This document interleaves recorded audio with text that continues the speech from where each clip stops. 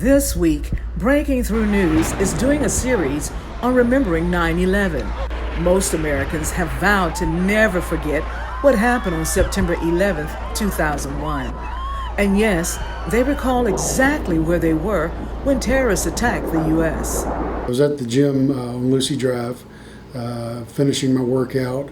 I had just got back into my car when I listened to the radio stations, and they were talking about planes hitting, a plane hitting the World Trade Center.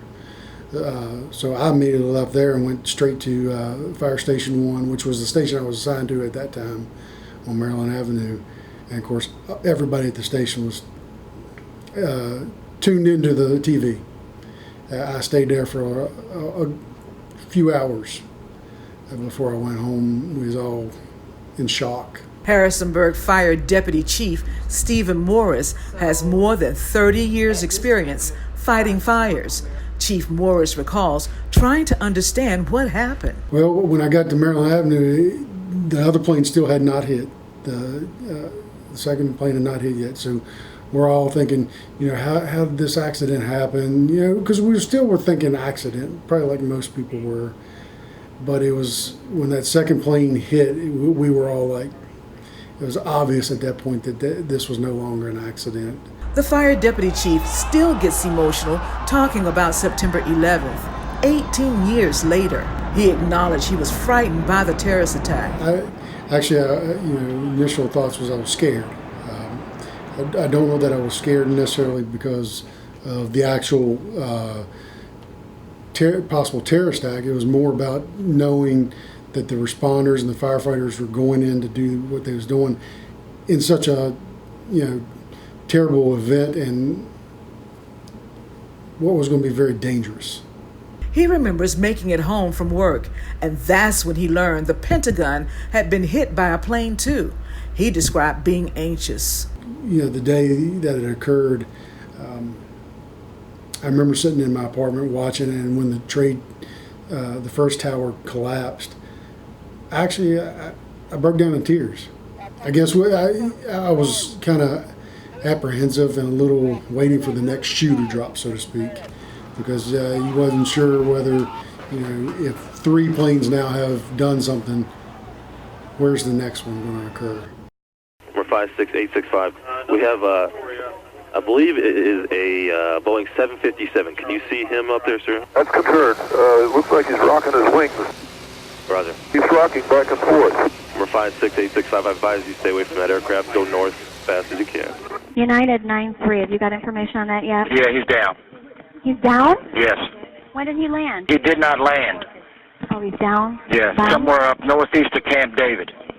He also recalls being told another plane crashed in Pennsylvania. When I heard that it had crashed into a field, my first thoughts was somebody on the plane tried to take care of the situation.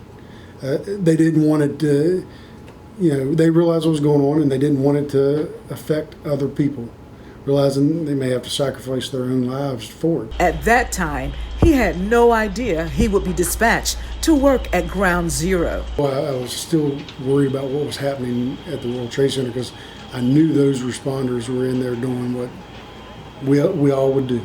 The Harrisonburg Fire Deputy Chief relies heavily on his faith in order to handle the casualties of his career. For me, we're told that there's no greater love than sacrificing your life for somebody else. I'm not saying that I want to go out and do that myself on purpose, but if God puts me in that situation, then if it's going to benefit others, you've got to do what you got to do sometimes. Chief Morris knows firefighting is a passionate calling. For me, this has not necessarily been a job or that I'm looking to go out and be what some may classify as a hero, because to us, we're doing a job and we're doing what we love. So, when you do what you love, you never work a day in your life. Yes, I've had days that are tough on the job, but most of my days here, I love working in the fire service. I love the challenges it presents, and it's never the same twice. The fire chief explains how he was called into action at Ground Zero in New York following the terrorist attack. On the Friday after the plane struck the tower, I was the president of our local International Association of Firefighters chapter here in Harrisonburg. FEMA was getting teams together to go to New York to facilitate critical incident stress management teams for Ground Zero, for all the responders down there, because of the stress that was going. You know, it's a highly stressful situation. They're there digging for people that they work with, they love. So they wanted to get some stress management teams in place. I was asked to go as part of the management team, not that I was helping with the debriefings or anything like that. We managed to make sure that all the teams were going to Ground Zero. There was a team on site 24/7 at Ground Zero. We made sure they had transportation, meals, all that stuff while out there. So I spent a week up there from Friday to Friday working on this management team. And multiple times I got to, because of my position and lack of manpower up there, I did get to drive the teams down to Ground Zero. So I never actually got out and was near the pile, but I was probably 50 yards from it in a van. He remembers the devastation as being surreal. Kind of reminded me of what you would see in a movie, like a bomb that just blew up. There's metal sticking everywhere, just a large pile of rubble. One thing that really stuck out to me was the smell. And it's not like it was gruesome, it was just the smell of burning metal. Like if you walked into a welder's shop or something like that. And that probably is the one thing that has stuck with me throughout. It's like when I envision the pile, I can smell that smell of burning metal.